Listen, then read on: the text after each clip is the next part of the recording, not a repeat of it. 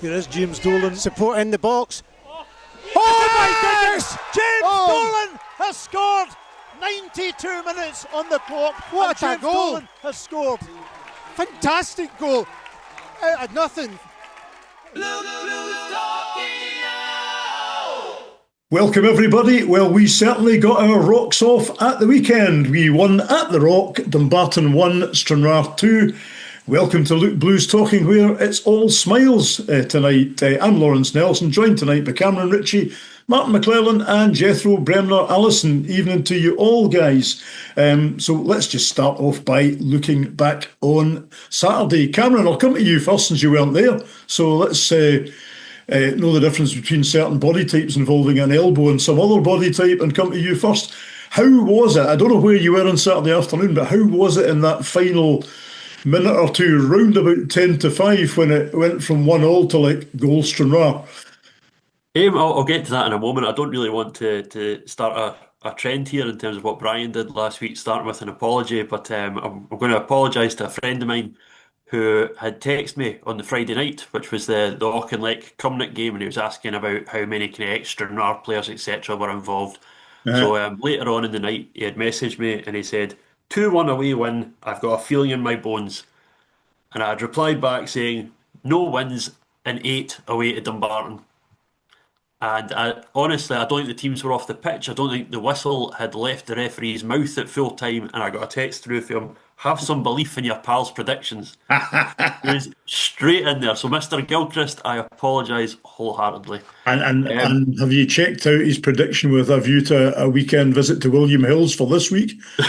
I'll be sure to message him on Friday to check what he's got to say. In terms of Saturday, I was working away on the weekend shift and the day job, and I had the BBC kind of scores on my phone, and I had it on the bit that shows you kind of the scores from each of the games in League Two, and it had changed to 2-1 Stranraer, and what felt like an absolute age was me just looking at the phone, refreshing it to see, one, was it correct? Was there any sort of issue? Who had scored the goal? And then eventually came through. No, just relief as much as anything else. Tell us about it. Martin, I'll come back to you in a minute because you and I went through that together on Saturday. Jethro, you were at the Rock, I understand, and I imagine it was the same for you. Let's go at the very end of the game first. That final minute or so, and it was only a minute or so, felt like an eternity. Yeah, if it felt like a long time, Cameron, when you're looking at your phone, let me tell you, when we were there, I think, was it 92 or 93 minutes the goal? I said 92 in com. It was there or thereabouts, Jethro. Yeah. 93. But it just felt like forever. Just get that whistle. We just needed a 3 points, however they came, and the fact that they came in the best possible way, and probably one of the hardest grounds we're going to go to, where we've got a notoriously poor record. Yeah. Fantastic. Hopefully we can just kick on from that, but brilliant. Martin, you joined me in commentary on Saturday, and actually after the goal went in, I can't remember if I said to you or you said to me, 92 minutes, surely. But then, of course, Stranraer, we promptly went up the other end and conceded a corner, and you're like... Yeah, it certainly is. The euphoria hadn't died down from the goal, and they had immediately gone up the park, got a corner, and here we go again. And you'd said, oh, can we hold on, surely? And I'm saying nothing. Because it was, I don't know, because I think that was their most likely route to score was from a cross, either a corner or a cross into the box, because it seemed to cause a wee bit of panic. And in the second half, that's what they resorted to, was just launching the ball into the box from deep. So, everybody did their part, though. And we managed to get that corner cleared, and the referee immediately blew his whistle. So I can tell you it was a much more pleasant journey home than it was down the road, anyway. In spite of the rain, it was still a lovely Saturday night. I don't care. Yes. The weather was, in fact, it was typical Dumbarton weather. To be honest, Jethro, what I was doing again just before we started recording was another wee look at the highlights, and actually with hindsight, so I came away from that on Saturday thinking we won 2-1, We scored a couple of good goals. We did hit the woodwork. But actually, when I look at the highlights, and George is pretty fair in terms of showing the chances, we actually created a good few chances on Saturday. It wasn't a fluke win. Yeah, it felt different to the other games so far in the fact that we carried a threat. Now, we're obviously the lowest scorers in the division. We got a third of our goals in the game on the weekend. And the fact is that we've tried lots of different combinations and playing one up front, playing two different bodies. We've obviously got a big squad this season, so we do have options. We may have found one that works. Now, what I would say is, obviously, we went with Edgar up front on his, well, what I thought was on his own, but actually with Dolan as a false nine. Now, I'm not bright enough to know what a false nine is, to be honest with you. It just looked like two to me, but I don't really get that. But the fact that he was able to, he almost softened them up for the other guys coming on. And then obviously Lang was like a man possessed when he came on. And to see that threat that we carried, that was the big thing for me, because if we've got a threat, we'll score goals. If we score goals, we'll get what we deserve from good performances that we didn't before. Yeah, Martin, we were actually talking at one point. Obviously, you get the highlights, so you're fortunate enough to miss most of the rambles that go on during the rest of the game. You and I were actually talking about this whole thing that Tiff uses the whole, he's adamant that he's got this squad, if it's now 24 players, albeit there's injuries, and he uses them all. And I'm quite happy with that. But there is always this thing of, do you know what your best starting 11 is? I think it was you that actually said to me, it does seem to change it for particular games. But there is a point to where I'm going with this. My God, the subs came on and slotted in and made a difference on Saturday. So it was a squad performance. Yeah, I watched the highlights and part of the game again because I thought it was pretty even. And then I watched the highlights and thought, no, we actually had a lot better chances in the second half. After they scored, it was almost immediate that Tiff brought on 3 subs. Yeah. And then shortly after that, he brought on Darren. And to me, they hardly had a kick of the ball after that. We always looked the most likely to score. And I thought Darren was like a Tasmanian devil. And there was one stage where he beat up with 3 or 4 players, and you commented, you would think somebody would just bring him down. Aye.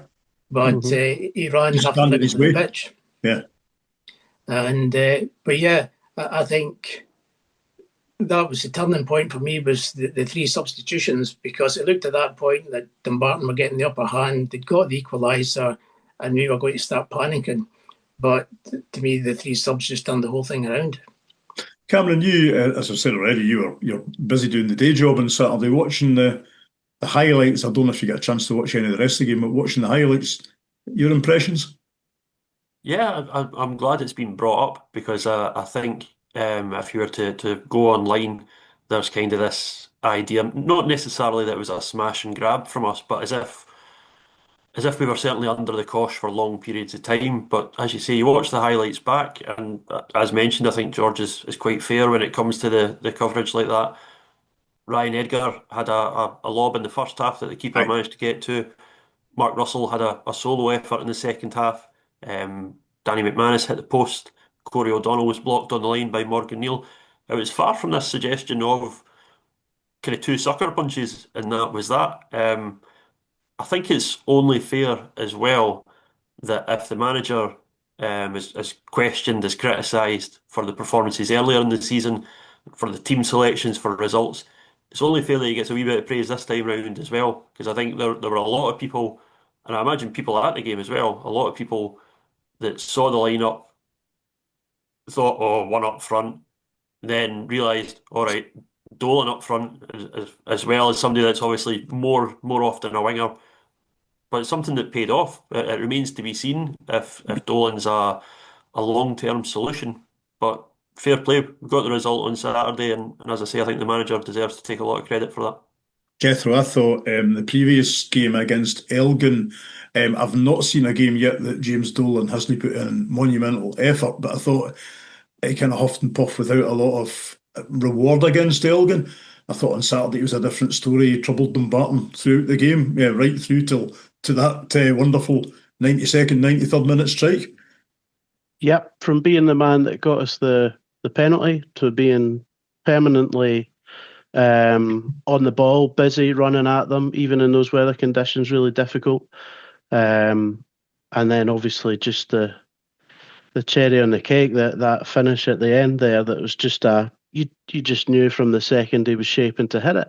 He'd had a go not that long before, when Lang's dribble actually, they got played through and he didn't catch it properly, and that was just his warm-up for the main event. You know, he thought it's a wee bit early, I'll wait till the 92nd before I knock this in, so just to give it that extra bit of glory, you know. But that's what, yeah, he was brilliant from start to finish, and end product takes his already 7 and 8 out of 10 up to 9 and 10, definitely.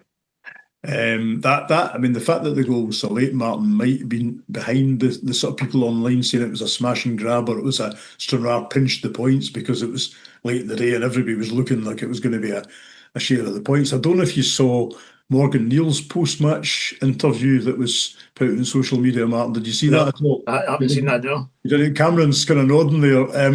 Somebody, Stranraer wag, it might have been Ewan Holm actually, of this parish, in terms of he's done a bit of commentating this season again. Ewan was like basically not bitter at all, and I have to say it did come across as being quite a bitter post-match interview from Big Morgan. Cameron, sorry, coming to you. Sorry, I think as we kind of touched on, I think it was last week, we had said that it's not the easiest for a manager or a player in this situation. Aye. That 5 minutes after full time, and particularly in these circumstances, Aye. you put a microphone in front of them and, Morgan, how does it feel to have conceded in the 92nd minute and come away with no points? Well, Aye. how do you think it feels? And again, obviously, when it is, when you're doing it for kind of club official channels, it's unlikely that a player is going to come out and go, "Oh, I thought the opposition were brilliant and thoroughly deserved the 3 points, and well done to them." So I can kind of understand.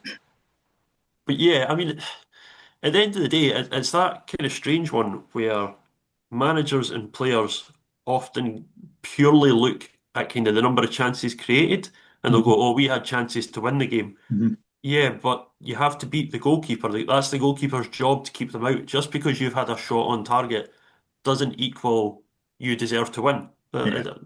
You could have a shot from 1 yard that goes past the post that's a better chance than I had a shot for 30 yards that the keeper could have just dropped down on.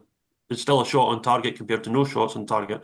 On a similar note, don't believe everything that you read. If you look online, if you look at the stats, no corners in the game, no corners for either team. I'm fairly certain that Mark Durnan may have scored from a corner. So I scribbled down that Stranraer had 4 and Dumbarton had 9. So something going wrong with the stats there somewhere, I think. as I say, people that are not at the game, if they purely look at stats like that, you're not getting the full picture. And as I said, that obviously Mark Durnan's goal came from a corner. So Exactly. Martin, coming back to Stranraer's opener, I think I said in commentary, can Mark Russell do it 2 weeks in a row? Effectively, he didn't with the penalty, but it encouraged me that he was following up. And looking back at the highlights, I think it was James Dolan was following up. So if Marky hadn't got it, James was going to put it away. So from that point of view, it was done very effectively. My question to you, though, was looking back, Honeyman caught James Dolan. Were you quite happy with hindsight that was a penalty? Yeah, I think when I saw it to start off with, I thought maybe it was one of the soft ones, but I think he definitely catches them. And so he's miscontrolled the ball. It's got away from him. James has got in there in front of him and he's just got his foot. So I think it was a clear penalty. But I think that was that highlighted the sort of role that James Dolan had, where he wasn't isolated out in the wing like he usually is. He was in the middle of the park where he was influencing things. And whilst he pretty often drifted out to the wings, and he was in the middle of the park a lot of the time, and I think he was causing mayhem in there. So, yeah, it was definitely a penalty. He's made the most of it. Can you argue with that? But that doesn't change the fact that he caught him. Aye. I'm away to Google what a false nine is anyway to see if I can find out what the difference between a false face and a false nine is. It is approaching Halloween, so maybe get the false faces out. Jethro, we went 1-0 up. At that point, Martin said to me, Dumbarton would be feeling a bit aggrieved. I think I said to him, we didn't care. But I think come back to what Cameron says, we put the chances away on Saturday and create the chances, which is a bit different from some of the games a few weeks ago. Yep, I think the whole game was fairly even overall. I think that considering we were away from home and bereft of a bit of confidence from results that have gone against us over time, the fact that we were brave, we were from pretty much immediately. We got actually what we deserved from the game, and I think that a large part of that was to do with the likes of Dolan and Russell, are sort of most creative players, being able to affect the game. So whether that meant that Dolan being more inside and not necessarily as wide this time, he was able to affect the game more. Russell, we talked about that fantastic dribble straight after half time. I think that would have made it 2-0. I think that was just before they equalised. Mm-hmm. And I was like, there's the guy from last year. Yeah, absolutely. I actually came on here last time and said maybe it's time to give him a little break out the team or whatever. And I was fortunate enough to bump into his father at half time of the game on Saturday. I didn't know whether he was coming up to say, excuse me, what you've been saying about my boy. But fortunately, I didn't know who it was there initially, but I was saying, how good is it to see Mark looking more like himself today? And he said, well, I'll just let you know that I'm his dad. And I was like, well, I'm glad I caught you today. That was lucky. And I'm glad you answered that, because that was going to be one of my questions. Mark Russell, much more influential on Saturday. Martin, a player you talked about, you gave Danny McManus your man of the match, and I would have to agree with you. I thought that was his best game in a Stranraer shirt. Yeah, I thought the three of them, Dolan, Russell and McManus, probably had their best games for us this season, both individually and collectively. I think McManus has threatened at times to show how good a player he is, but maybe hasn't had the time and space, and it's maybe taken a wee while to get up to speed in League Two. But I thought he was outstanding. Well, all three of them were outstanding, in fact. And I think that was the main driving force for us, because we were always in the front foot. And although I would say the play probably swung from one side to the other, Dumbarton started off with the momentum, then we got the penalty, and then we came into the game, and then the second half they had the momentum. But it swung both ways, and it was, I think it was the three of them really in midfield that created most of our chances. It was almost like every sub that came on Saturday made a difference. And I'm even talking about Dominic Plank, who we're going to hear from in a minute, who came on in the 88th minute with 2 minutes left. But believe me, in those last 4 or 5 minutes, the guy made a difference. There was one run that I don't think featured in the highlights. He came on and immediately ran at their defence and had them scrambling like anything. And Cameron, if you look at the highlight, you look at our winning goal, all starts off, Lewis Reid plays it out from the back. Plank's pass to Darren Lang is absolutely spot on for Darren just to lay it off to James Dolan. So, we haven't seen much of Dom Plank yet, but even those last 5 minutes, actually, that was kind of getting me ready to get off my feet. Exciting to see. Yeah, it's a lovely ball over the top, and obviously credit to Darren for chasing after it, keeping it in, and also kind of having the composure and kind of the bearings to look up and find a man. He didn't just swing it into the box and hope for the best. So yeah, he played a kind of pivotal role in that respect. And obviously Dominic's joined the club. He's here to get minutes. That's exactly what he's here to do. And he'll be hoping that these wee cameos are kind of going to make a bit of a difference. Well, Dominic and Matty Gill is obviously loaned to us by the gentleman. I've got the shirt here behind me, Angus Beath. Let's hear very quickly from Dominic Plank post-match in the Dumbarton rain. Dom, thanks for joining us post-match at Dumbarton. You can hear the rain hammering down round about us, but I can imagine you just come out of a pretty buoyant dressing room. Oh yeah, 100%. Yeah, the boys are buzzing. Great win, obviously first win of the season, and yeah, the boys are buzzing. So you joined us ahead of last Saturday's game against Elgin. Can you tell us a little bit about, from your point of view, how the move to Stranraer came about?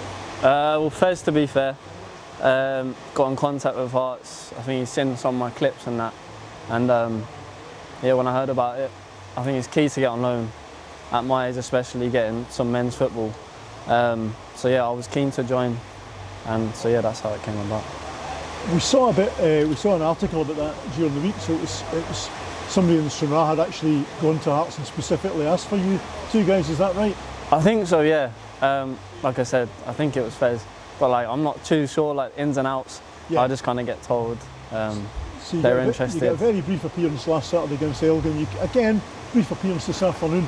This afternoon you were right into the thick of the action. It was quite enjoyable just watching you those last 5 or 10 minutes racing forward. Is that sort of typical of how you want to play your game? Yeah, 100%. Just get on the ball, drive the team forward, take on a man, score goals, all of that. Like I feel I'm an exciting player, and yeah, I just want to excite the fans, excite everyone. So yeah, that's definitely. I guess the hope is, having seen what you're capable of this afternoon in a brief spell, you get more game time. 100%. Yeah, that's why you're here. That's just a glimpse. Obviously, I've got to do. Obviously, not. I want more time, but with the 5 minutes or 10 minutes I get, I need to show the gaffer that I can deserve more opportunity, and then show even more. So. Yeah. What have you been playing? Have you been playing with the Hearts B team up until this point in the Lowland League? So Hearts B in the Lowland League, yeah. And were you involved in midweek at Queen of the South? I wasn't, to be fair. I took a little knock in the warm-up, so like, yeah, but that's a good competition as well, good experience. It gives you game time against. Yeah, exactly. So that's been good experience as well. Yep. So anyway, welcome to Stranraer. Yeah. Nice that you come and talk to us, and we enjoyed that cameo at the end of the game today. Yeah. Hope we see a lot more game time from you. Thank you, mate. Dominic Plank there speaking to us after the match, and it just shows you that I think every single one, how many did we use? 16 players on Saturday, and every single one of them played their part. I want to apologise actually before we move on from the Dumbarton game to BJ Cole, because I think I was quite harsh on him as regards to the Dumbarton equaliser. To be honest, looking at it again, I think the conditions played an absolutely massive part in that. It was a ball swung forward by Livingston of Dumbarton, and we're like, oh, that's a cheap corner, BJ's. But he obviously took a sweep at the ball and it just went completely the wrong direction for him. Not his fault that we then could not defend the corner. And Martin, looking again at that Dumbarton equaliser, you said at the time there's umpteen players in the box, but twice it fell to Mark Dunnan that we just couldn't get anybody near enough to put the thing into touch. Yeah, I went back and watched the highlights just to count how many players. And I think it was 8 Stranraer players inside the 6-yard box. And we didn't get the first touch in it, and we didn't get the second ball either. But I think Dunnan makes his run. I think it's Lewis Fintel that's possibly supposed to be covering him. He gets away from him and gets his head to the first one. But yeah, that number of players inside the box, somebody should be clearing it. Aye, I would, and the 2 goals at the other end. I imagine Big Eric's still analysing them for Scotland, certainly for Dumbarton anyway, to see what on earth went wrong at the other end. So we got our first league win, Cameron. I think that's the first. Is it April that we played Edinburgh City in? That'll be the last time we won a game, and we were all trying to kind of kid ourselves at that end of the season that it didn't matter at that point. But it's been a long time. It has. That sounds about right in terms of the Edinburgh win. Obviously, we've had cup games along the way that we have won. But yeah, it does feel, and obviously there's a long way to go, but it does feel like a kind of weight off the shoulders in that respect, that the longer it was ticking on, that still not won a league game, and you need to get that kind of weight lifted. One of the things I did enjoy about the highlights, and you kind of see different little things, is that in the celebrations, you see it, and obviously it's pouring with rain, and standing kind of in the background, I don't know if anyone else has noticed this, is Finn Ekrapont with his hood up, hands on his head, just trying to take in the goal, and it perfectly sums it up. I spoke to Aaron Quigg on Sunday, and I'd said to him, I was like, if that goal goes in the second minute and we win 2-1, you still remember the goal, it's a lovely strike, but there's something special about a last minute winner, and particularly a last minute winner when it comes down off the underside of the bar like that as well. I'm guessing it was one Ekrapont was happy, the other one not so much. Jethro, that's what just what Cameron was saying there. That's what I said when I left the ground. I don't know whether it's because I was brought up in a time when goalposts were square, But I do love a goal that goes in off the underside of the crossbar. Because it could come outside or inside. Yes, yeah. And the coverage by James Verity behind the goal, it got the sound of that as well. It was...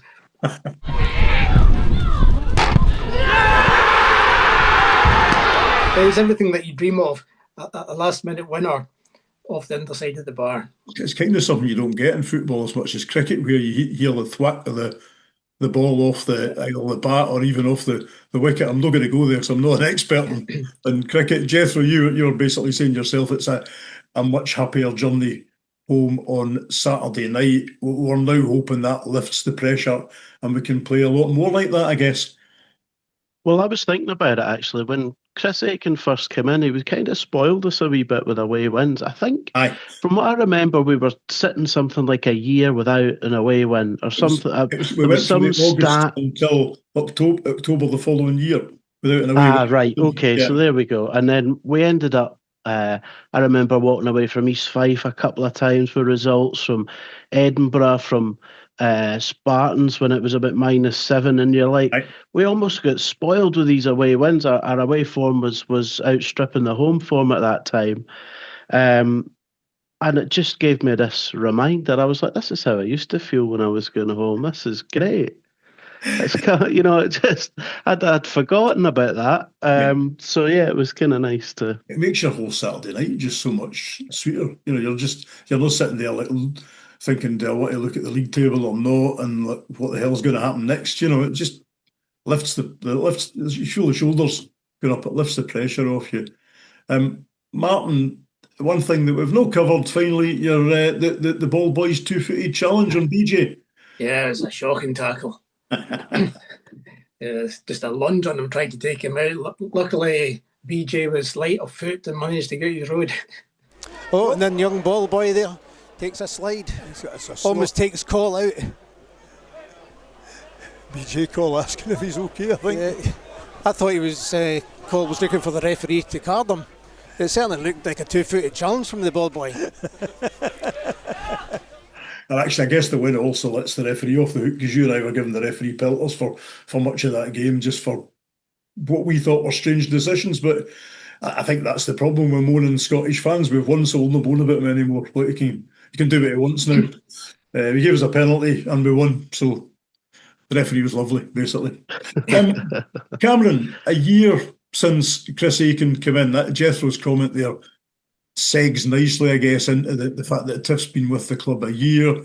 And as Jethro said, with the early part of that reign was typified by away wins, which I think we'd won at Elgin in the August of was it the season before last?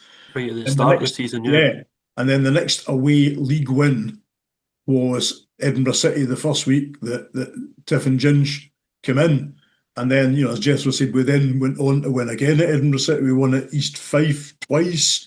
We won that one at Spartans. There's probably something else there, but we won it. Offer as well on Swimmington managed that. Yeah. So, thoughts a year in. I'm guessing what Tiff's finding is that, in the words of some other programme that we all used to know, it's no easy. But you go on a year, I think it's fair to say we all think the squad has improved incrementally. But it's still an ongoing battle, basically. I think so. I think, obviously, as touched on, his first game in charge was away to Edinburgh City. I think it was Max Guthrie with a last-minute winner. I think so. And it's funny, those kind of fine margins that... because Chris had obviously played for the club, I think there was a kind of happiness about the appointment. There was that kind of bit of belief that here's somebody that knows the club. Obviously, Scott Agnew was the same when he was appointed. That's totally fine.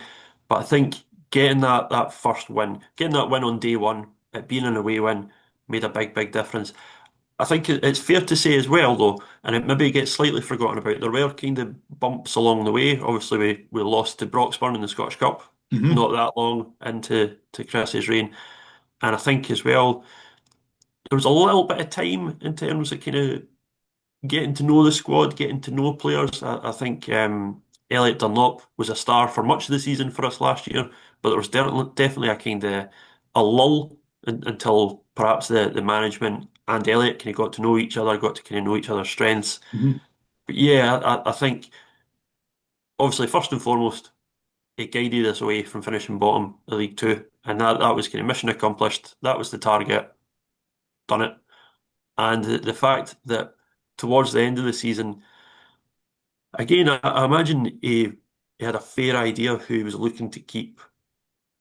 But there was kind of changes in the team. There was kind of tinkering with different things, and the knowledge that we might not have been mathematically safe, but Aye.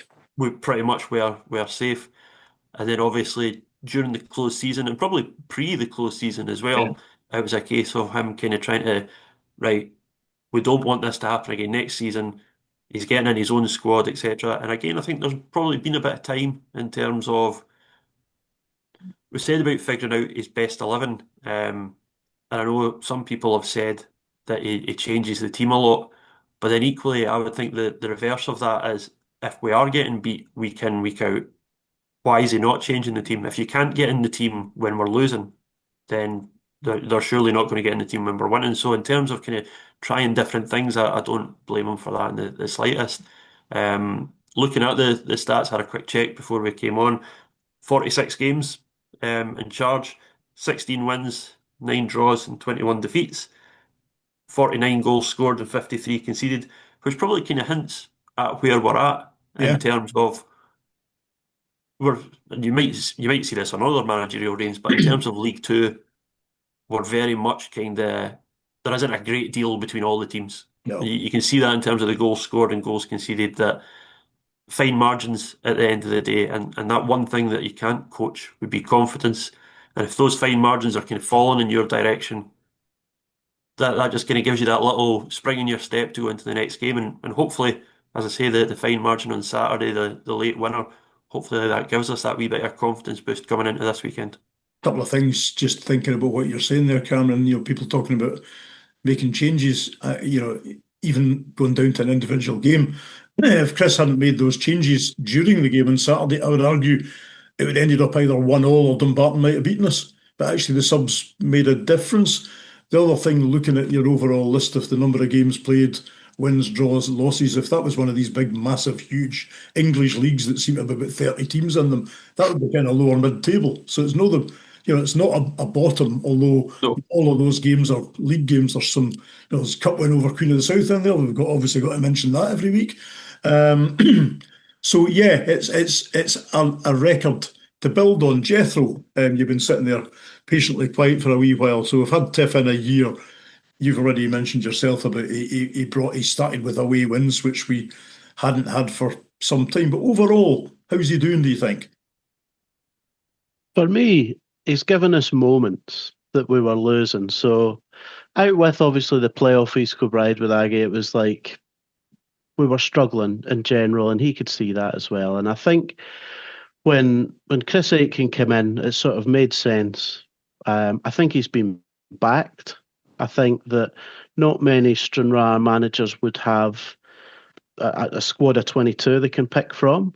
But when you've got that pressure of that, then I would say that he needs to keep those guys happy. It's hard when you've got a bigger squad to keep them happy. And by God, you saw them running through brick walls at the weekend. That is a team that he is playing for him. Yeah. When you're sitting there in 9th position without a win in 7, you could feel sorry for yourself. Now, to me, the type of character that he's brought in is a type that will be able to fight their way out of this, who will be able to add. I think he's getting closer and closer to finding the team that he wants, and I think it'll be a bit more consistency when that happens. I think the results will become more consistent as well. But if you think about that day when Aggie left, and even the games after when Robert was sort of in and out and stuff, it felt totally different to now. So like the last time I was on, we had to ask about whether the manager would he feel pressure, would he be under pressure? And we both thought that no, not just yet. And the reason for that is when they go out and play like that, because they're fighting. They're not giving up. They're not conceding that stupid equaliser and all of a sudden it's 2-1 down. You know, they've just chucked it. And not only the first 11, we've already talked, 5 guys come on as subs and they all influenced the game. The fact that we've brought in 2 loan players, I was kind of wondering where they would fit within that as well. You know, we talked about Plank just in 2 minutes made a difference. Gillis as well really deserves a mention. He has a skill that not many people have these days, and he puts a tackle in. So many people are scared of it. They'll just block. They just won't actually. He just steps in and takes the ball off people. And when I was watching it, I was almost like, I forgot that people could do that. You know, this is actually a game where it's physical. You know, you're allowed to do that. So I think it was another great addition to an already looks a pretty strong defence. That part of the team sorted. So yeah, I know I'm off on a tangent, but there we go. That's one. No, but it's a good tangent because you know, you're trying to think why players went off on Saturday, and Gillis went off not because he was having a bad game. He just went off basically to make way for another squad member to come in, and you could see the same for, you know, all of the changes on Saturday. It wasn't, you know, you're not taking somebody off because they had a stinker. You're taking somebody off because you want to introduce somebody else for the last half hour or the last 25 minutes or whatever. Agree with you, Jethro, as well. That I mean, what the squad appears to me, typifies to me at the moment is there's football there, but there's also physicality, determination, and that, you know, there may well have been determination in Jamie Hamill's team and Scott Agnew's team. I just thought we didn't have the same sort of physical know-how that is there now and is gradually finding its feet, as it were. Martin, a year on, your reflections on Chris Aiken's year at Stranraer and kind of where we are now? Yeah, I think Tiff has certainly brought in, I think he's got a steely determination that maybe Scott Agnew was maybe too nice. You got the impression where he wasn't able to change the team's mentality, whereas I think Tiff has got that steely determination, and the type of player he's brought in is in that mould as well. And as Jethro said, these players are playing for him, whereas you felt that maybe with Scott Agnew, the players, well, we got beat again, never mind. It was so he's certainly brought that in. However, I think as typified in Saturday there with his substitutions, I think he's also got the ability to change the course of a game. Mm-hmm. And that's maybe because he's got the players that he can do that with, whereas other managers maybe haven't had that luxury. But as I say, the 3 substitutions he made on the hour mark changed the game for me. But he does have a willingness to try something new. And you see some managers where they stick with the 11 players, they're 1-0 down, 90th minute, or on a sub. And well, what's he got to do? And I think Chris Aikens, he's no frightened to make those decisions early on. So he can, if he sees something that's not quite right in the formation, then he does change it. So I think that's what I quite like about him. When he's talking about his false 9, I was saying to somebody during the week at work, a League Two team playing with a false 9. The formation, I think the formation was a 4-1-2-1-2, something like that. I think when I started watching the games at Stair Park, Martin, I would more like to be playing with false teeth. Never mind a false. It felt like that. Cameron, one player that just came to the forefront of my mind when we were talking about that year in charge is what a difference in Darren Lang. So he's obviously got that bit more experience now. He came in from Lanark. He's been with us now probably more than 2 years. Well, it is more than 2 years. But, you know, he's had injuries in that time, and you might have thought coming back into the team the last week or two, he would come in a bit gingerly, sort of worried about getting the injury again. But if I think back to the Darren Lang, yeah, he scored some nice goals for us, and he had Brian Martin singing and shouting bang bang and all the rest of it. And it was a gift for George to put together these video clips. But he just, when you saw that run just before the goal on Saturday, how much more physical does he look now? I think again it ties into the manager that Darren came back from the injury last year and then promptly pulled up. I think he came on as a sub and had to be subbed off again. Yeah, And there was that realization that of course you want to play as a footballer. No, nobody's doubting that. But equally you need to know when you're not ready for yeah, it. There's no point in rushing yourself back and then you're out for longer. And similarly, when we were talking about what the team would be last week, and I had said, I wonder if Darren will start on the bench simply because does he have it in his legs at the moment? And Tiff had said at full time that he's not ready to play 180 minutes, 2 games in a week. And Mhm. it, and that kind of ties into something else that I was going to bring up in terms of obviously we don't know what happens on the training ground, so there might be kind of examples that are the polar opposite of what I'm about to say. But in terms of the honesty from the manager, that I had spoken to Kirk McKnight, and Kirk's obviously somebody, again, would have wanting to be playing. Yeah. And he had played against Motherwell B. And again, that kind of manager's cliche that, oh, if you've got the jersey, it's up to you to lose it, sort of thing. And now it'd been very easy for players to go, yeah, very good. I'll be back on the bench on Saturday when he puts Aye. in his kind of first teamers for the league game. But Kirk, impressed against Motherwell, kept his place in the team. And I think players, surely they must really appreciate that honesty in terms of they know that if I do a good job, I will be in the team. We've got a very honest and open chairman in Ian Dugan, and he did say to me at one point about a month ago, we've got more coaches than Parks of Hamilton, the typical Cosmo laugh. But actually looking at the dugout with the experience on there, I'd love to be a fly in the wall. Some of the conversations with Tiff, his brother Ginge, Martin, and the other guys that are involved in coaching. We've got the sports scientists on board now as well. I'd love to sometimes actually hear what goes on between them because there's some experienced voices in there. There is, and the more you can have, the better. The same with the squad. The more players we can have, the better. When it comes to the coaching side, what you've got to look at when you're thinking about the sort of best way forward for the club is if those guys were no longer there and you were thinking about bringing somebody else in, what is it that you're going to be doing? How are you going to make that better? To me, these are guys that know the division. They know divisions below that they've been able to bring, which I think a few rough diamonds in from. Guys who are looking better and better as we go.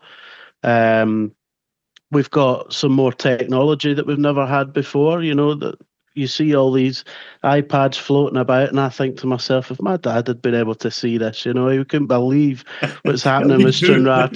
Saying we're false nines and iPads. I mean, it's what is happening? But brilliant. It's so good to see us being able to adopt all this stuff, and then when it shows to be working, when it produces a result and it gets us all talking and excited for going forward. I think the manager has shown bravery throughout his year. I said before the game on Saturday, when I looked at that team, I'll hold my hands up and say, that's a team that puts you under pressure if you lose. Mm-hmm. Because you could say on the bench there's people that should be starting in there. But that was his team. They went and won. And all you've got to do is say, well, that's because he's brave and he's got the result he deserves. So, I'm fully behind him, and hopefully games like that is just going to add to the confidence of the team going forward. More results like that. I love that. False nines and iPads. It almost sounds like some sort of makeup tip, false eyelashes and the what have you.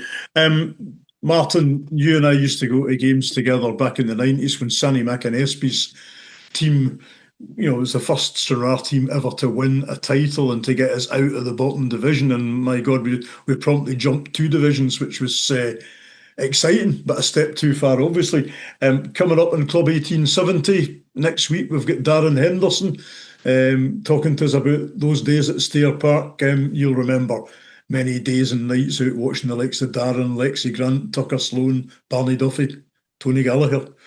Yeah, when that came through today in the email of Darren Henderson's going to be on, I was sort of sitting reminiscing about the days of watching him because he was quite a character. Because there was all these stories about what he was getting up to, and did Sonny like him or did he not like him? Was he in Sonny's good books? He'll get a game today if he's in his good books, and if he's not, So, yeah, I would imagine that he's going to have a few stories to tell. I think the person that I still, with hindsight, feel sorry for in that era was Lenny Lowe. Lenny was always the player that got taken off after. And then there only were two subs then, so it wasn't a big squad, but Lenny never seemed to get a full game. So well, it's funny that because I was watching the cup game on Friday night, and of course looking at all these Stranraer players, and of course Tucker was managing the Auchinleck. And Vicky was saying, "Oh, why are you supporting Auchinleck?" I said, "Well, Tucker's a hero.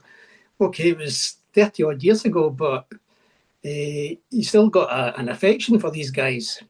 Aye, they've all done. I mean, Swifty at the other end of the dugout. He was in the team in 2003, 2004, 2005 that went up, rattling up through two divisions. So yes, we shall hear from Darren next week. Couple of other things to mention. Cameron, quite an important wee nugget came out last week that the club had retained its bronze licence. Now, in some respects, not a big thing. You need a bronze licence to operate in the SPFL, although for some reason Hamilton seem to be getting away continually without one. But just important that we tick that box. And I know there's been a lot of work going on behind the scenes to make sure we're still at that level. I think that's exactly it. That I think people have an inkling in terms of the number of volunteers at the club, whether it's folk like us recording nonsense like this, or whether it's folk at the ground kind of day in, day out, or whether they're doing paperwork or whatever. But it's obviously a lot of work, and pretty much everybody is going to have their day job at the end of the day, the thing that pays the bills. And these are people kind of using their own free time to be doing things to help the club that we love. And obviously, as you say, the bronze licence is one of those things that's vital. It's absolutely crucial. Without it, no SPFL would be the long and the short of it. So yeah, a big thank you to everybody behind the scenes that's doing their bit, whatever that bit may be. Jethro, Scottish Cup draw, Glenafton Athletic at home in the second round. Good draw, bad draw, tricky draw? Yeah, I had a look at them in the league. They seem to be doing reasonably well in their division. I can't say that I've seen them play, but we're at home. We're at a team below us. You know, we obviously had the issue last year where we lost to Broxburn, as we talked about. So that gives us even more determination, I would suspect, that if we can get through that, get another one of these TV ties coming up would be great. That was such a good night. The Threave won last year. So, I think we've got to be relatively pleased with that, I would think. And I've got to fancy our chances for progression. Cameron, in the bottom line is we're at home to a non-league team. I think the one thing I look at the teams in that draw now, and there are virtually none that you think that'll be an easy draw. It doesn't happen anymore. I think that's it. That now that you've got preliminary draws, and obviously we're coming in the second round, teams from the lower leagues that are now in the second round, they've not got there just by default that they're a club that's got the licence to get in the Scottish Cup. They'll have won games to get there. As said, Glenafton 5th in the West of Scotland Premier, 4 wins, 1 draw and 2 defeats for their games. I think as well, it's probably diminishing now, but certainly in years gone by, there's very much been an attitude of league teams, non-league teams, massive gulf. And I don't think that's anywhere near the case as it was probably 10, 15 years ago. I think by and large, the days of a league team kind of putting a cricket score together basically against a non-league team are probably few and far between. So in that respect, it's all about how we approach this. That we can't think to ourselves, they're 2 tiers below us. We've got to think that we want to get through, another win, more confidence, more momentum, more money into the club, and just hopefully kind of get us through to the next round. I literally think back again to the era of Darren Henderson in the 90s. You had 8 non-league teams in the draw, 4 from the Highlands, 4 from the South and East, and it was literally the licensed teams played off in a wee qualifying cup to get there. But there were some pretty small teams in it. They're still there, but they're all getting knocked out in the first qualifying round now. Martin, I can remember Tucker Sloan apparently beating Whitehill on his own 4 goals in a cup replay. We'll not talk about the first game where we drew with them, right enough. But you happy with the visitors from Newcomnick? Yes, I think it's the best you can hope for, I think.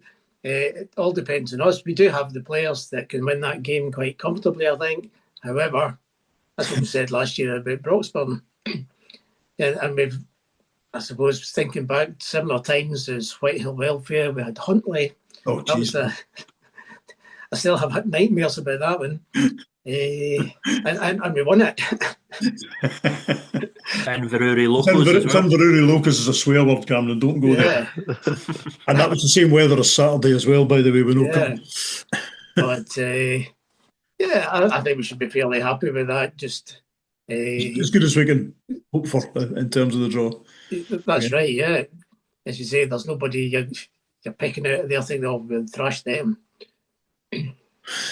Cameron, Annan on Saturday. I don't know if any of you guys caught the Annan East Kilbride highlights from the weekend, but boy, there was some questionable defending, to say the least, from both sides, particularly East Kilbride on Saturday.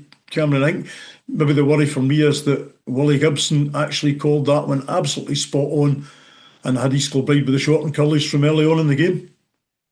I'll regret this come 4:45 on Saturday, but the result doesn't bother me in the slightest, simply because managers have their philosophies, they have their styles of play, etc. And Mick Kennedy, rightly or wrongly, will stick to how he wants his team to play. I don't think we'll play like that. I don't think we'll be trying to pass out of our own 6-yard box, etc. And in that sense, I don't think that we will make the same mistakes that East Kilbride made in that sense. Annan might still go on to beat us, but I don't think it'll be in the same way that they beat East Kilbride. I think it's worth remembering as well that obviously Annan, they've had their struggles this season, but equally they obviously had their struggles last season when they were relegated, but they still put 5 past us at Stair Park. So in that sense, they can't be overlooked. They're obviously coming in on the back of the win over East Kilbride, on the back of the win over Rangers B as well. So they'll have a bit of confidence. And not only that, they obviously went 2-0 up early doors and East Kilbride pulled one back. And again, it would have been easy for a team low on confidence against the league leaders to kind of to crumble. So totally fair play to Annan that they obviously not only held out, but they went and got the third goal late on as well. Jethro, Willie Gibson, Stevie Bell, Tam Muir coming back. A lot of people talk about this one as a derby. It's certainly a Dumfries and Galloway derby, but they're actually further away from Stair Park than East Kilbride are and than Dumbarton are, for that matter. However, it's a different team coming in terms of they weren't in our league last year. We'll forget conveniently about that cup game last year, Cameron. Thank you for mentioning it. Seconded.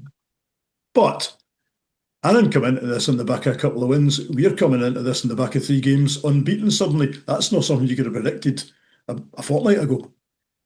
Yeah, I watched the interview with Willie Gibson after the game, and he's saying very similar to what Chris Aitken's saying at the moment. You know, we need to get this run of games together now. We've got a couple of results in a week, exactly what we're saying, and we need to sort of finish off or round off the 9 games that you've played everybody with a win. From our point of view, out with their game on Saturday with East Kilbride, they've been struggling. I totally agree with Cameron. I don't believe that we will play in that same manner. I think we're stronger at the back. And I'm also, they have the worst defensive record in the league. They've already lost 17 goals. We are now free scoring Stranraer after our brace at the weekend. So I'm positive that we can go on and get a good crowd and a good result. And just to say like that, to add, I just wanted to point that out as well, that the size of the away crowd that we had on Saturday, you know, and seeing the good numbers going into Stair Park as well. I remember I've obviously been going to games for 25 plus years now, and it just seems to be growing and growing, the size of crowd that we're getting. And when you think about the fact we're down the bottom of League Two, that shows that we're doing something right as well. and I think the crowd could really drive on the team this weekend as well.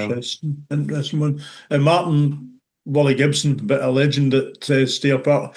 Likewise, I actually, it's maybe an unpopular opinion among some folk, I loved Faz. I was disappointed not to bump into him on Saturday, and it wasn't just that I wanted to say, we beat you. Genuinely wanted to have a wee catch up with Faz, who always got on quite well with. But we'll welcome Willie Gibson to Stair Park, and hopefully, wish him well as he leaves the ground after we've got 3 points. What are your thoughts on this one, Martin? Yeah, I think the problem this year and the same last year is that it doesn't matter what the previous results have been for each team. Each team in that league is capable of beating each other. And we, after losing even 5 league games in a row, we were still going into a game on the Saturday confident we could win this. Yeah. And I think everybody's the same. And it is 10 sides that are equally capable of winning a game. And so the fact that a team's won 2 games in a row or lost 2 games in a row, I don't think it really makes much difference. The one thing, just as Jethro was saying about their terrible defensive record, I think they took a couple of hidings in the cup as well. They did, yeah. So you wonder about their defence. I think, did they play with 3 at the back? One of them's Willie Gibson, although he's pretty fit right enough. He's a lot fitter than the average player. Listen, I remember having an argument 2 years ago, and it's no easy. I would have taken Willie Gibson back then as a player. Yeah. I mean, I don't know what he's like now. We'll see on Saturday. Yeah. We saw him in the testimonial as well. Absolutely, yeah. Chasing folk on.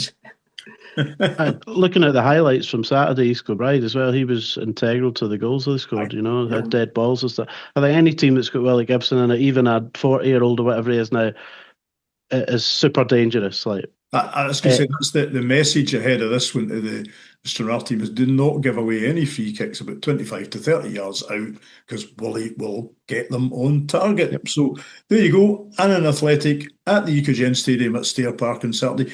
Kick-off's 3 o'clock. We always say get yourself out to the ground from 1 o'clock onwards, get yourself into the Pavilion Bar. But whatever you do, get yourself out at the park on Saturday and back the Blues. My thanks to the guys for joining me, and thanks to you for watching.